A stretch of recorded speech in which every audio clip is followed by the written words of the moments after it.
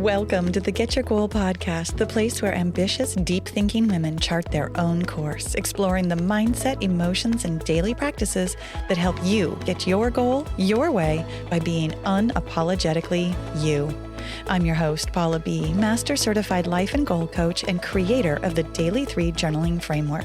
On this podcast, you'll learn to navigate your unique path to success by using the most powerful tool in your kit, your own internal compass. Ready for the adventure? Let's go. Hello, friend. Today we are talking about what to do when you are disappointed. And that is a very broad topic. So I want to tell you that I'm going to be narrowing it down.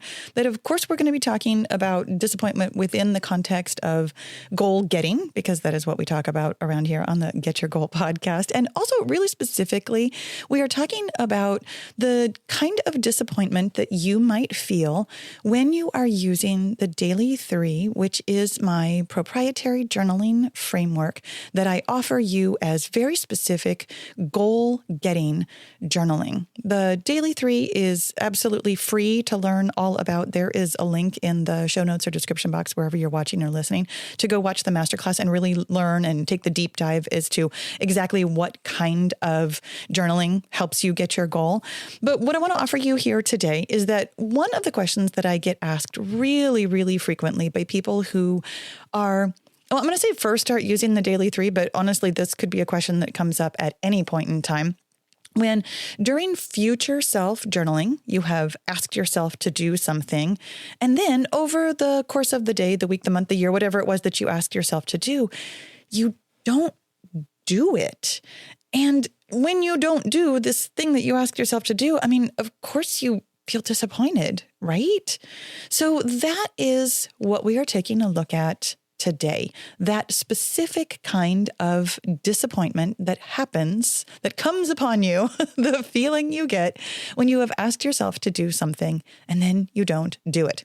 And this is particularly appropriate for me today because literally yesterday morning in my Daily 3, I asked myself to record a podcast. Did you get a podcast yesterday? No, you did not. You're getting one today. And you know why? Something happened. And I'm trying to decide if I'm going to tell you the ins and the outs of it. I think that for lots of us, we would go so down the road of, well, life happened and I just found myself doing these other things. I had asked myself to record a podcast, and I am going to tell you the story. I had a coaching session with my coach yesterday. And yesterday morning before the coaching session, I had told myself, I have this relatively easy thing on my mind. It's all going to be good. Afterwards, I'll have the whole rest of the day. My schedule was wide open yesterday. I'm like, I'm going to record a podcast. It's going to be totally fine. And then I had this coaching session with my coach and ended up feeling a really big emotion, like really processed through something that I had not felt through before. And this is a big part of the work that we do around here, like allowing a feeling to come up and really letting yourself be in the feeling and letting it dissipate naturally. That is the way, that is the mechanism by which we release mindset blocks and move forward with mindset superhighways. So I had this really big emotion come up yesterday morning. And one of the things that happens that I think a lot of people are not prepared for. Don't mind me. We're just going to have a little podcast within a podcast because I love explaining this stuff. I did not know anything about any of this when I first started doing mindset work and somatic work, like understanding my thoughts and feelings. I really didn't understand the biology of it. So I would love to have this opportunity to share this with you. What happens when you feel a really big feeling? It is a release of, I'm going to call it an excess amount of hormones. Now, that is not, strictly speaking, well, first of all, it's not even like a number. So therefore, it is just a descriptor. But you've had like a big feeling before. You know, when you get that like rush of adrenaline when something kind of scary happens, and then afterwards, you laugh hysterically and then you start crying and then you just have to like sit down for a little while. That is actually what happens when you allow a feeling to come up and dissipate naturally, kind of like when you get scared. Like when something scary, like, somebody steps in front of your car or there's a bear on the trail where you're running or something like that, like you've got almost no ability to squash down that feeling. It comes up so naturally, and then it courses through your veins as hormones course through your veins, and then it dissipates. And that is actually the same thing that happens when you feel a feeling on purpose. The hormones are rushing through your body and then they dissipate naturally. What your body does to dissipate that big feeling is it actually sends out a whole load of other hormones to bring those feelings back down. And sometimes what happens, in fact, very frequently when you have a big feeling, your body has such a reaction to that big feeling, sends out hormones to dampen those feelings, that it ends up taking you down lower than you were before you can come back up to homeostasis. So I spent a good part of yesterday in what I lovingly refer to as the state of having a smooth brain, which is that feeling that you can get sometimes after having a really big emotion where you've kind of got a little bit of brain fog. Like your brain and your body are really processing the thoughts and the feelings that you have just allowed to come up. So I spent a good portion of yesterday on my phone and reading a magazine and not really doing anything that I had asked myself to do in the morning because I was not anticipating feeling such a big feeling and then spending so many hours in that smooth brain state. So you might be thinking to yourself, oh my gosh, Paula, then this morning when you were doing your daily 3 and you were doing your success journaling, you didn't get a chance to tell yourself that you had done what you had asked. You probably felt very disappointed, right? And I will tell you, I actually did not feel disappointed at all. And that's what we're talking about today. It's really interesting to me specifically because I had a great topic on my mind for yesterday's podcast, and it is long gone now. Like that smooth brain took everything with it. I literally do not even remember what podcast I was going to record for you yesterday, but this one actually feels really important and top of mind right now. So thank goodness we're here, right? And actually, really quick note to the side, because this is something that I think a lot of us do unintentionally and sort of intentionally, is that we try to find the silver lining. And that's not what I'm doing here today. I said all of that for comedic effect. Like, I'm not just not disappointed because it all worked out. I am specifically not disappointed because I did the thing that I'm going to tell you today, the piece of advice that I have for you today. And that is somewhere around, I literally couldn't even tell you what time it was, I made another decision. I decided when I noticed that I had a smooth brain, when I saw myself reading a magazine and playing on my phone, I looked around at my circumstances. I looked at my brain.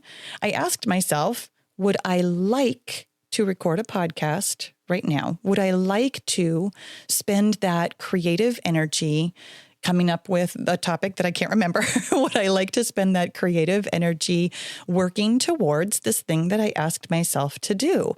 And the answer was definitely no, I would not. That right now, my brain does not feel like it would produce the kind of podcast that I have in mind that I want to create for my audience. I would rather not do that right now so that I can produce what I truly want at a different time.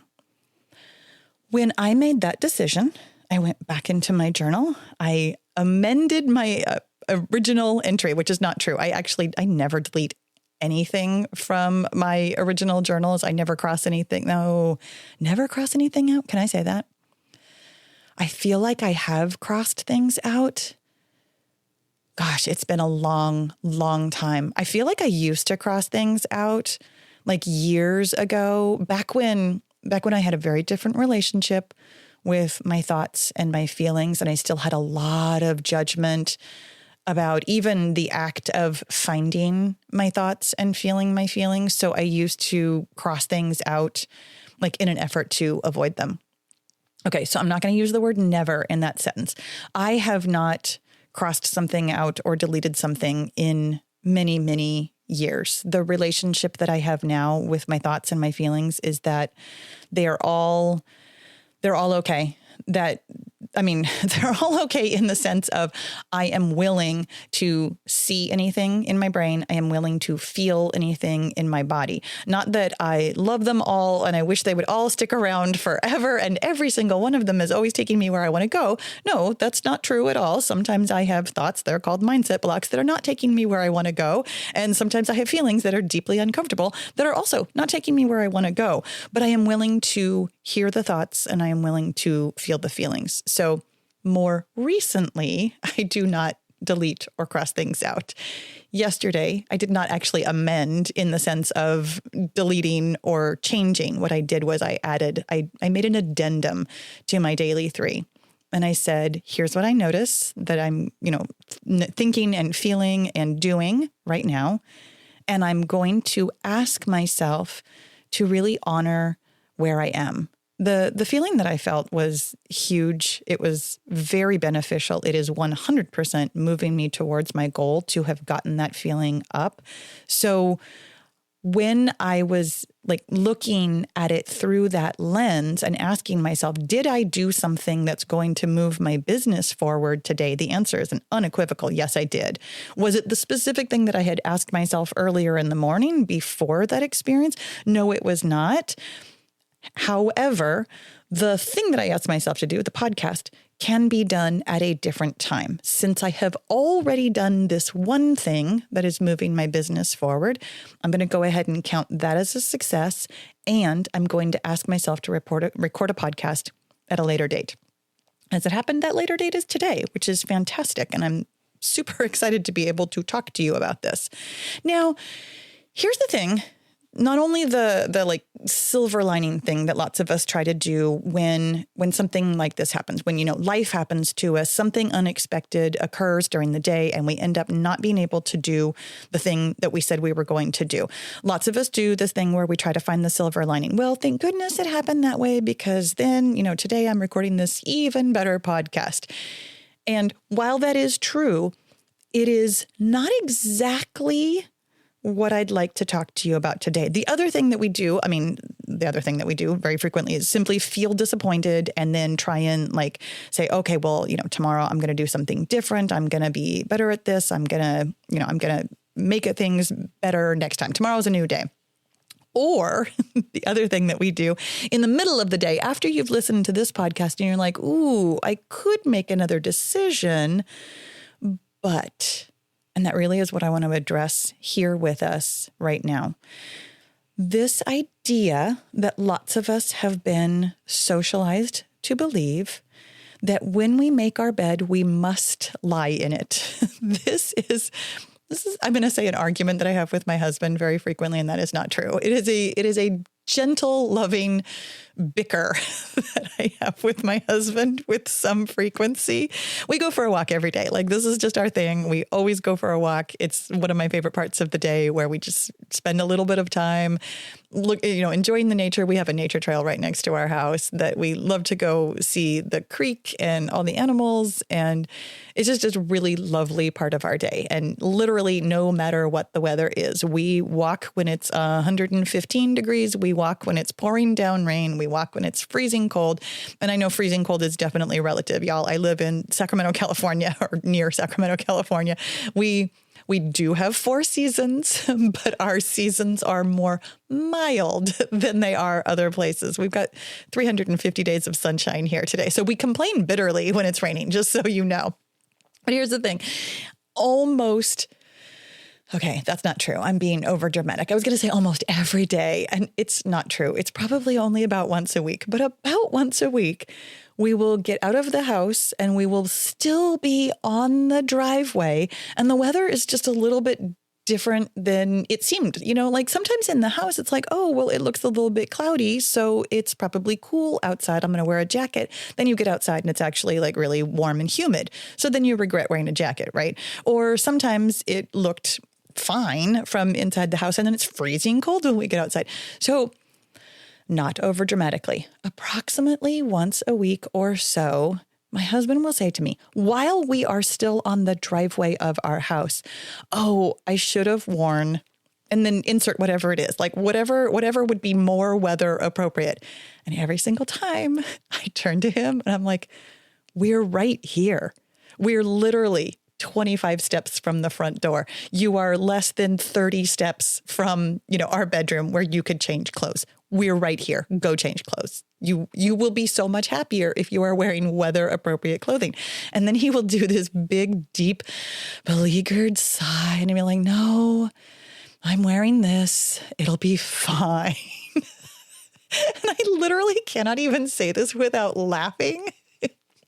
Because this is a conversation we have so often that honestly, I laugh at myself. Like, why do I even suggest that he should change clothes? Like, why? But I will tell you, as a life coach, I have done a fair bit of thinking as a life coach who also overthinks things. I've done a fair bit of thinking about this behavior and about this thing that I really think a lot of us do, where we have this deep socialization that we have to accept the consequences of our actions. And the other piece of the puzzle, and that's really what I'm talking to you about today. The other piece of the puzzle is that your brain would rather not make another decision. Your brain would actually really rather, not just because of the socialization of accepting the consequences of your actions, but your brain is actually a little bit lazy. And I say that with so much love, like really so much kindness. Your brain is always constantly counting the pennies and not wanting to spend them. Once you have made a decision, making a decision requires a good fair bit of energy. I mean, your brain already takes like 25% of your energy per day anyways.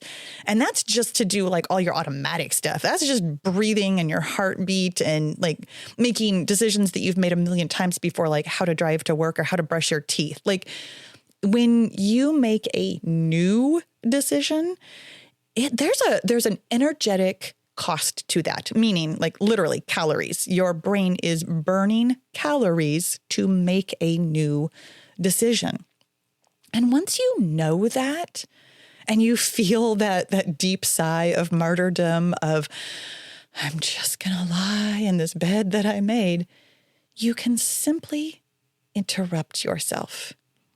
My friend, the reason we feel disappointed in our actions is because we did not notice what was going on and make another decision in the moment.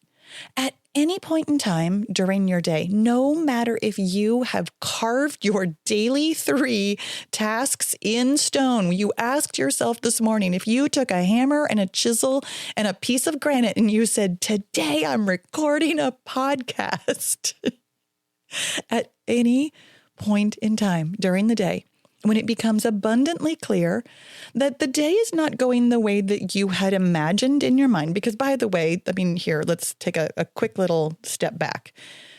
While you are doing the daily 3, there is this really important moment where when you're asking yourself to do something, it's not just an intellectual puzzle. It's actually a feelings and imagination process where you're thinking to yourself, when do I suppose I'm going to record a podcast?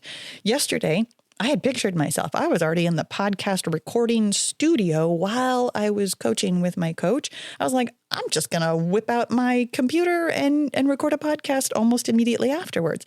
In my early morning brain, this made a ton of sense.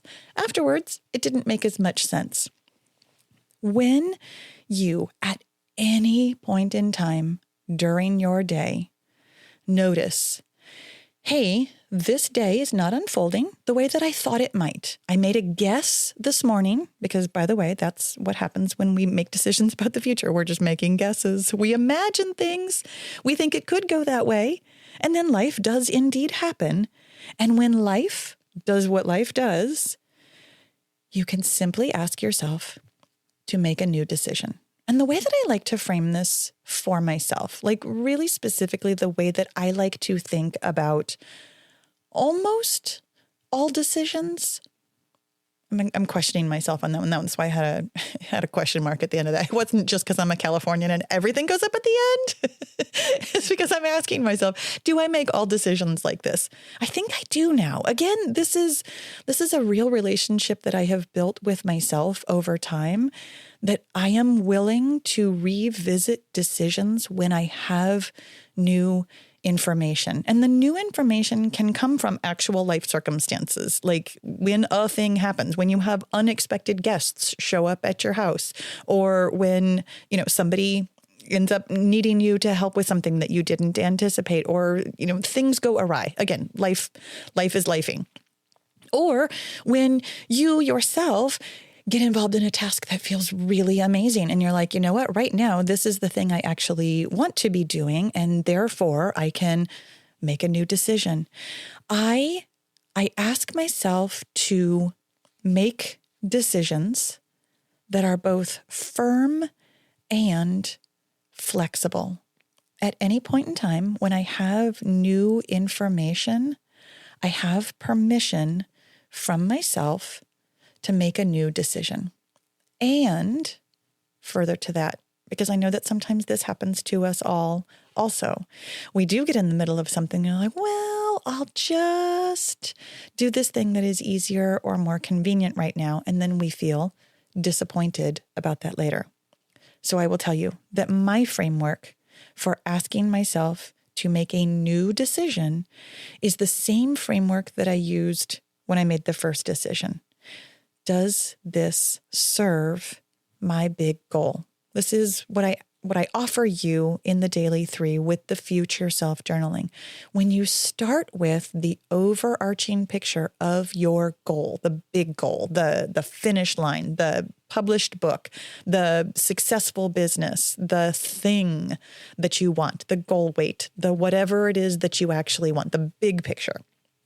From that feeling of, oh, this is done, this is mine, that is when you decide on the tasks for the day. You already know the big goal, it's coming. I've got that feeling in my body of having that big goal. So today, in support of that big goal, these are the things I'd like to do. These are the things that I am asking myself to do. So then, in the middle of the day, when life is lifing, or you have a smooth brain, or circumstances have come up, you might be tempted to make the quick, easy decision of, well, I'm just going to stay here and keep playing on my phone, which is what it sounded like in my head, by the way, for a good part of the day. I'm just going to sit here and keep playing. I see myself doing this thing.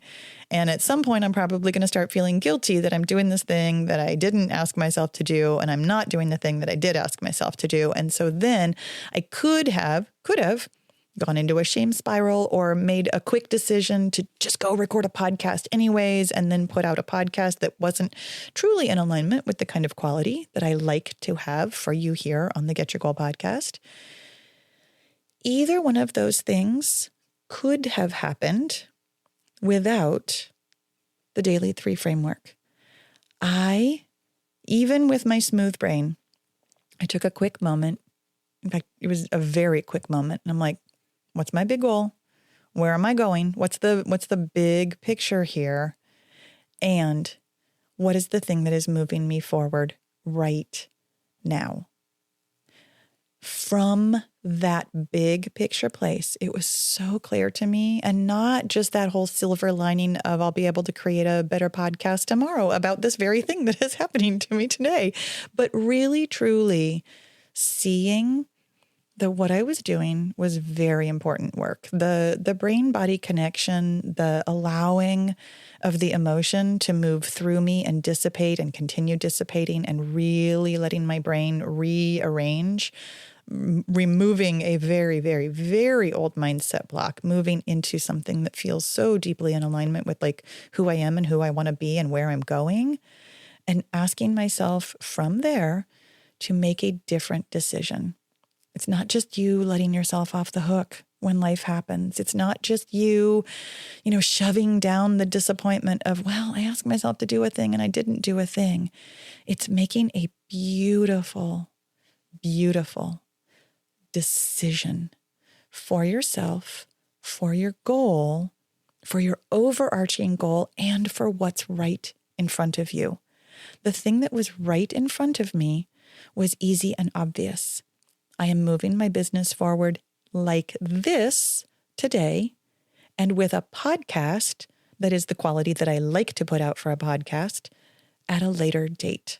There was nothing there that felt disappointing or guilty, or like I was letting myself off the hook, or like I had to accept, I had to lie in the bed that I had made. Everything about it felt empowering. I really like that word, and I offer it to you freely and lovingly. You can make an empowered decision to move out of disappointment and towards your goal at any point in time.